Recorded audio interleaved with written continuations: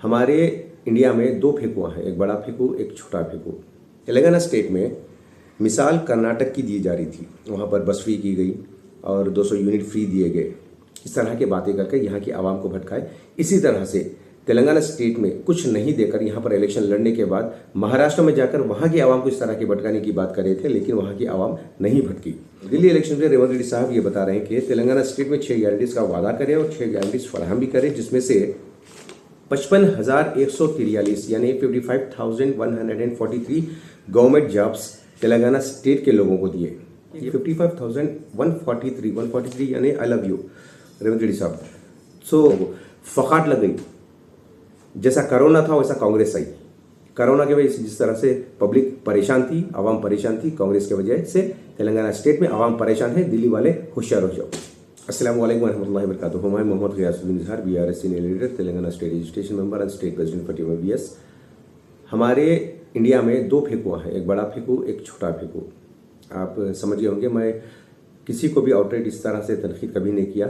आज मेरे पार्टी की जानिब से, BRS पार्टी की जानिब से तनकीद नहीं, एक सच्चाई सामने लाना चाहता हूँ कि जब हमारे रियासत में, तेलंगाना रियासत में इलेक्शंस हुए थे, उस वक्त 6 गारंटीज का वादा किया गया था और आवाम को भटकाकर वोट बटोरे गए और उनकी हुकूमत अमल में लाई, यानी कांग्रेस की।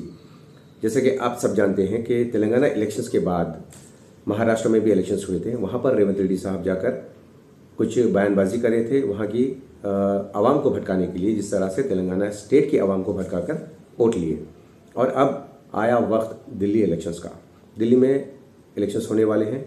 वहाँ पर कल रेवंत रेड्डी साहब का एक बयान मीडिया में देते हुए, जैसा महाराष्ट्र में दिए थे एग्जैक्टली वैसे ही तेलंगाना स्टेट के बारे में जो स्कीमात वो फराहम किए हैं उस बारे में बात कर रहे थे। मैं आप सबको ये बात बताना चाहता हूँ कि पहले भी कई बार हम लोग बता चुके हैं कि जब तेलंगाना स्टेट में इलेक्शंस हो रहे थे, तेलंगाना स्टेट में मिसाल कर्नाटक की दी जा रही थी, वहाँ पर बस फ्री की गई और 200 यूनिट फ्री दिए गए। इस तरह की बातें करके यहाँ की आवाम को भटकाए।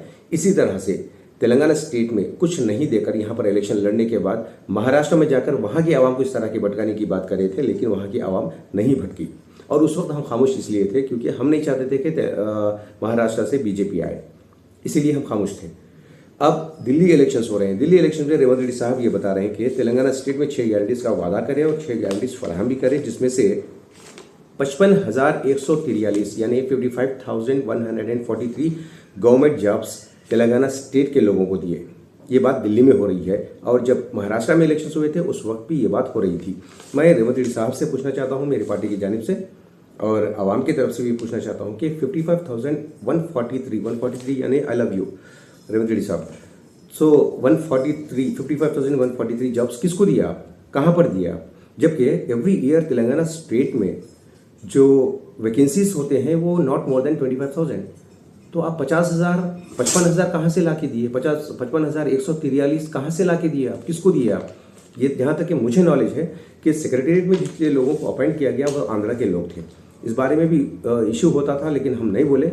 मैं एक और बात बताना चाहता हूँ कि साथ ही साथ रेवंत रेड्डी साहब दिल्ली में बैठकर मीडिया में इतनी सफ़ेद झूठ बोल रहे हैं कि यहाँ पर तेलंगाना स्टेट में 50 लाख फैमिलीज को 500 रुपये में गैस दे रहे।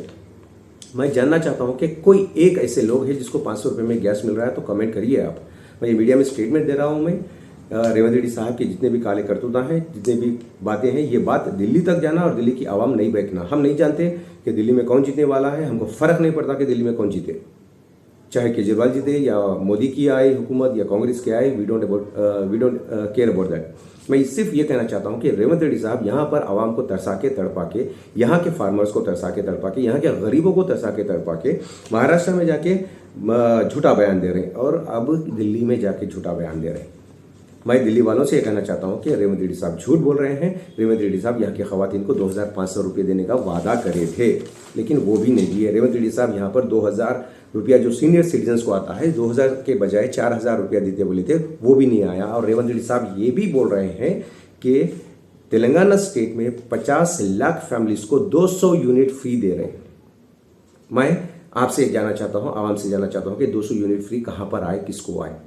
और मैं खुद ये बता रहा हूँ कि चंद लोगों को, यानी 100 में 4 100 में 4, अगर 100 फैमिली से 100 घर है तो 4 लोगों को दिखावा करने के लिए ये लोग जीरो बिल भेजे। उसके बाद फिर वो बिल उसमें मिलाकर आ गई।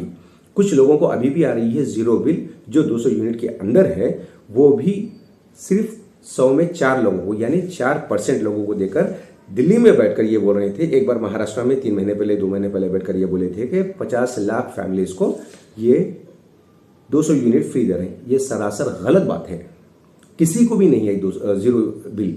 और यहाँ तक कि 500 में गैस देते बोले, वो आज तक किसी को नहीं आया। अगर किसी को आया है तो 100 में 2 लोगों को आया, यानी 2% लोगों को आया है। वो भी हमेशा नहीं आता, एवरी मंथ नहीं आता। और रही बात किसानों की, किसानों के बारे में 21,000 करोड़ रुपया जो ऋणमाफी जो कहते हैं, लोन वेवर जो है वो अदा करे बोले। लेकिन हम ऋणमाफी के बारे में अलग अलग वीडियोस के जरिए से हमारे केटीआर साहब, हरीश राव साहब, यहाँ तक के दीगर और कायदीन भी बयान दिए थे, हम भी बयान दिए थे कि वो 2 लाख रुपए जो रेवंत रेड्डी साहब सोनिया माफ करते बोलकर लेने के लिए बोले थे, जो तैश में आके किसान वो 2 लाख रुपए ले लिए, लेकिन उसकी अदाई अभी तक नहीं हुई। जो 20,000, 30,000, 40,000, 50,000 लोन जो पहले लिए थे, कौन? फार्मर्स, उसका अदा करे। वो 6,500 करोड़ के करीब करे और 50 लाख या 25 लाख किसानों को ये लोग लोन वेवर करे बोल रहे, नहीं करे। अगर दिल्ली वाले हो या तेलंगाना वाले हो, अगर रेवंत रेड्डी साहब वाकई में, कांग्रेस की हुकूमत वाकई में लोन वेवर दी है फार्मर्स को, तो फार्मर्स एहतजाज क्यों कर रहे हैं? फार्मर्स आज खिलाफ क्यों हुए? और फार्मर्स की सुसाइड क्यों हुआ? वो लोग सुसाइड क्यों कर लिए? तो मैं ये कहना चाहता हूँ, रेवंत रेड्डी साहब आप दिल्ली में जाकर भड़का रहे हैं। एक दिल्ली में भटकाने वाला एक बड़ा फेंकू है। अब इन्हों छोटे फेंकू बन गए। छोटे फेंकू जाके वहां पर फेंक रहे हैं।